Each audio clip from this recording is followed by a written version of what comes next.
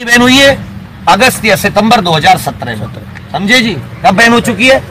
अगस्त या सितंबर 2017। वही एनएसीईआरटी जिसे भर्ती बोर्ड 2021 में अपनी टेंडर की शर्तों का उल्लंघन करके दोबारा टेंडर दे देता है। किसकी शर्तों का उल्लंघन करके? टेंडर की शर्तों में। टेंडर में पॉइंट नंबर 10 पर लिखा है ब्लैक लिस्टेड नहीं होनी चाहिए, और 4 साल पहले वो कंपनी ब्लैक लिस्टेड हुई है, उसी को क्या दे दिया जाता है, और उसी एग्जाम में उसी प्रदेश में ब्लैक लिस्टेड हुई है। दोबारा इन्होंने तब पेपर टीसीएस से कराया, बहुत ही बढ़िया पेपर हुआ, बहुत मेहनती अच्छे लोग सिलेक्टेड ड्यूटी कर रहे हैं। ठीक है जी, पहली चीज। तो क्या आपको साफ साफ दिखाई नहीं दे रहा इसमें भर्ती बोर्ड की मिली भगत है? टेंडर मैंने तो पास नहीं किया, टेंडर अभ्यर्थियों ने तो पास नहीं किया। टेंडर की शर्तों को तो वही उल्लंघन कर सकता है ना जिसके हाथ में टेंडर पे साइन करने की पावर हो, वो भी टीसीएस जैसी क्वालिफाइड कंपनी को हटाकर, जिसके पास आईएसओ जन कौन कौन से सर्टिफिकेट है। इसका मतलब पैसे लेके ही टेंडर आपने इसी कंपनी को दिया जो उत्तर प्रदेश में 4 साल पहले बैन हो चुकी है। चलो ये तो छोटी सी बात। एक और कंपनी थी साथ में जिसने बिड डाली थी, TCIL, और वो भी इंडियन गवर्नमेंट की कंपनी थी। हाँ, उसको साइड हटा दिया गया। हाँ, मतलब उन सबको हटा के इसको दिया गया। मैं तो कह रहा हूं ब्लैक लिस्टेड कंपनी को ठेका। साफ तौर पर ये चीज लिखी हुई है, 47 पेज का 13 का वो पड़ा हुआ है 20 जुलाई का, उस RFQ पे जाके आप देख सकते हैं। ठीक है जी। उसके बाद में आ जाता है, ये कंपनी सिर्फ वहां पर बैन नहीं हुई।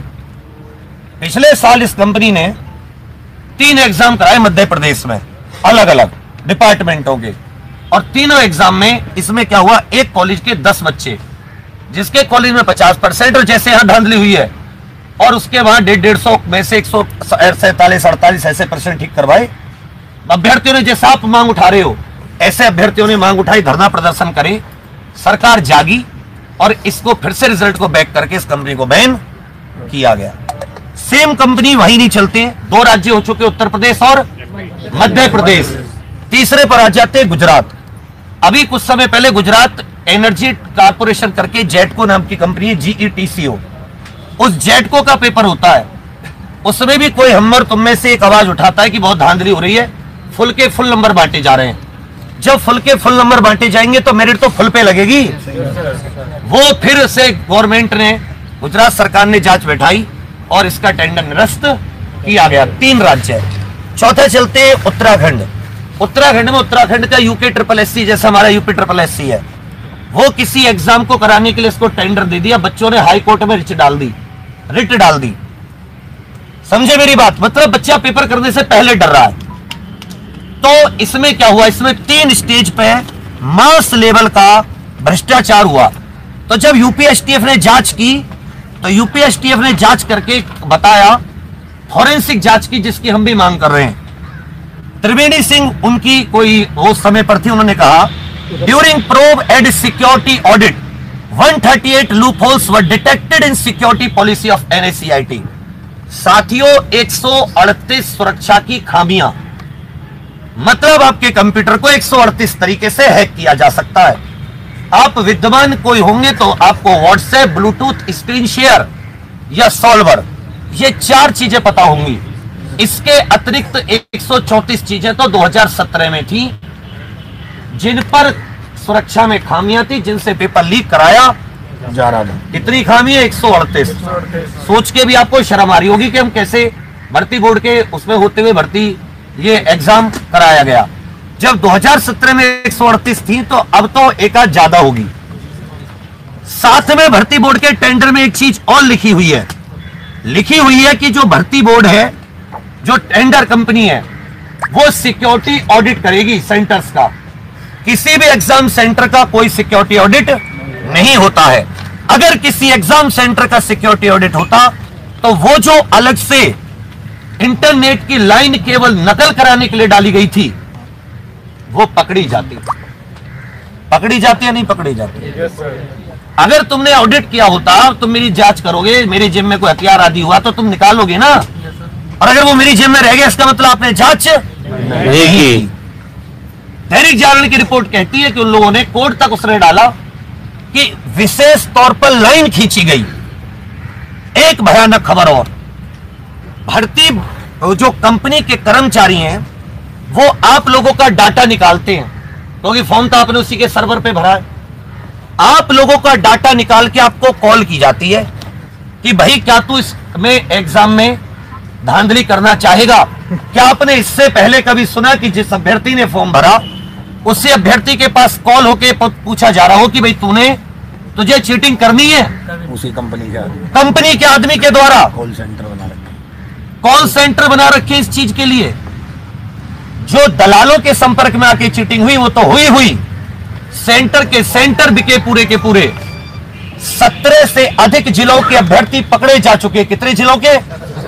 तो ये कोई छोटी मोटी एक आध जिले की बात नहीं है।